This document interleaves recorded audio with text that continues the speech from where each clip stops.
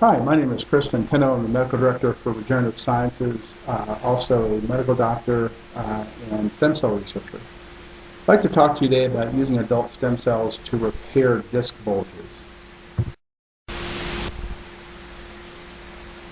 First, we have to really understand the structure of the disc in the low back. So basically, the disc has a tough outer covering, or the annulus fibrosus. You can see it there as A-N-A-L-U-S. It's a little bit of a misspelling. A gel-filled inner center called the nucleus. So this is a tough outer covering, a gel-filled inner center. And so the disc is basically a shock absorber made up of those two things. How do you get a disc bulge? Well, you can see on the left there the normal disc with an intact outer covering and the red inner gel, and then a disc bulge on the right where the outer covering gets damaged and the inner gel pushes out on the outer covering. So you can see that the disc bulge is nothing more than a damage to the outer covering of the disc. So how do we currently treat this type of problem with surgery? Well, what we do, believe it or not, is we go in, not with a pair of scissors, obviously with some very fancy surgical equipment, and we cut off the back of the disc. Now that does a good job usually of relieving pressure on the nerve, because that disc bulge is usually putting pressure on a nerve, but it does a poor job of any type of preserved integrity for the disc. As you can see there, now the disc is less strong and more likely to herniate, meaning that stuff on the inside, the red stuff, coming completely out. So that's a problem. Is there a problem with trimming this disc? And as we've just talked about, this really reduces the strength of the disc, and the disc doesn't heal up by itself. So we're left with a much greater chance of re-herniation, or with that inner gel actually squirting out of the disc at some point onto the nerve.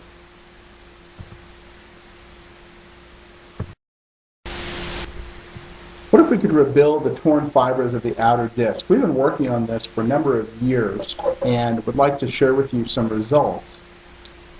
In this particular procedure, we take the patient's own adult stem cells and inject those into the back of the disc.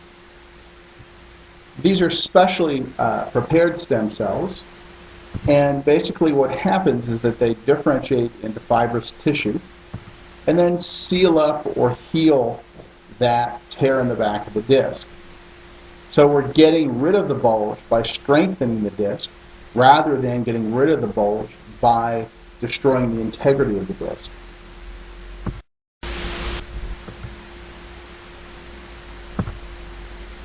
So here's a case report of two patients. Both had disc bulges with good disc height remaining, meaning the discs were not herniated. These discs were causing pressure on exiting spinal nerves and causing numbness down the leg. And we harvested adult mesenchymal stem cells, which were grown in culture to bigger numbers. Now these are their own stem cells, or what's called autologous. These were then injected back to the disc under X-ray guidance. So as you can see here, the before picture on the left of the first patient, that's a picture of their disc bulge. You can see it sort of pooching out there at L5S1. And then on the right, after treatment, about 5 months after the procedure, that disc bulge has resolved. We've now initiated long-term follow-up on this patient, and that has not returned. Second patient is actually a woman around 28 years old, and you can see here on the left the size of that L4-5 disc bulge, meaning the back part here that's bulging out or pooching out, and then the resolution of that about 2 months after the procedure on the right.